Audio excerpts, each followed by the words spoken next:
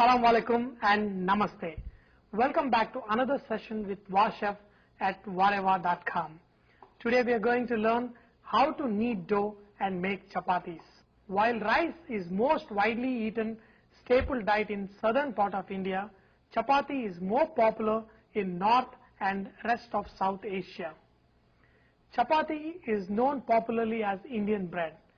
It goes equally well with cooked lentils, non-vegetarian curries and vegetarian curries, and it adds dietary fiber to the meals, which is very healthy.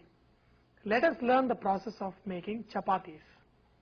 Chapatis are made out of coarse wheat flour, usually with salt and water, but with other flours they gain individuality. You can use all kinds of flours like barley flour, cornmeal or millet flour for different kinds of chapatis. Chapatis can come in many shapes and variations. The most common is flat round, but you can make triangles or layered triangles called parathas. Organize all your ingredients, whole wheat flour, water, oil, salt in one place so that you're not running around later with flour covered hands. You can consider adding yogurt, milk if you wish. To make the dough, all you need to do is add pinch of salt and water. Make a small well, pour water, go slowly on adding your water. Usually it takes around 55% of the flour. Let's say if you are using 100 grams of flour, you will take around 55 ml of water. The secret to really soft chapatis lies in kneading. The dough must be smooth and just the right softness, which is medium.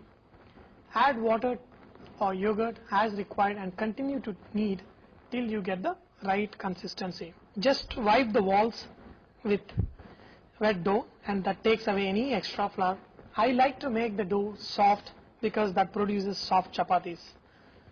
After you have kneaded the dough, add few drops of oil. Adding oil at this stage is optional, but I have found the results in a very smooth dough and soft chapatis. I knead the dough in such a way it is soft and slightly sticky. That is a secret to make a very soft chapati.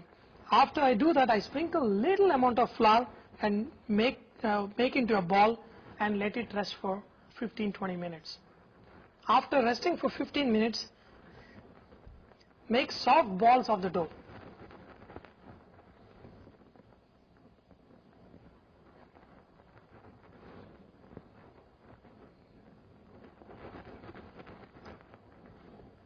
Apply little flour onto your hands if the dough is sticky.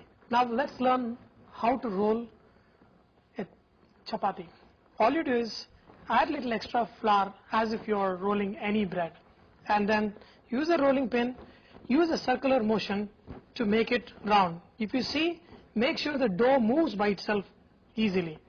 If it is not happening, if it is sticking, add little more flour to it.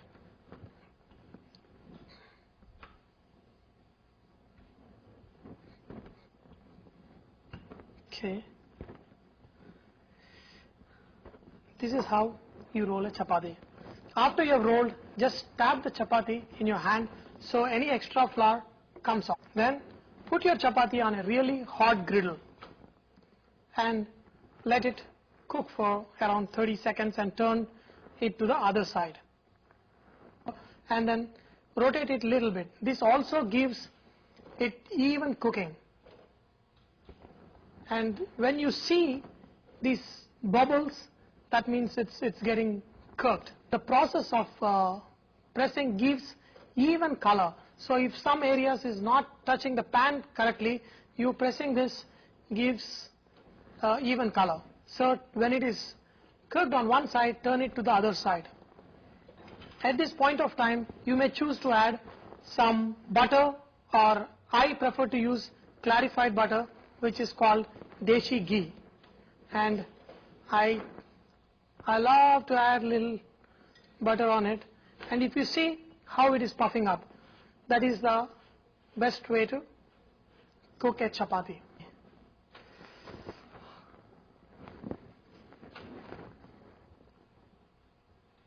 So, this is how you make a chapati. When you remove chapatis from the hot griddle, put some ghee and serve immediately if possible. If you are making chapatis beforehand, place chapatis one above the other and wrap it in a cloth or napkin so they don't get hard. I hope you have enjoyed today's session of chapati making and learned from it.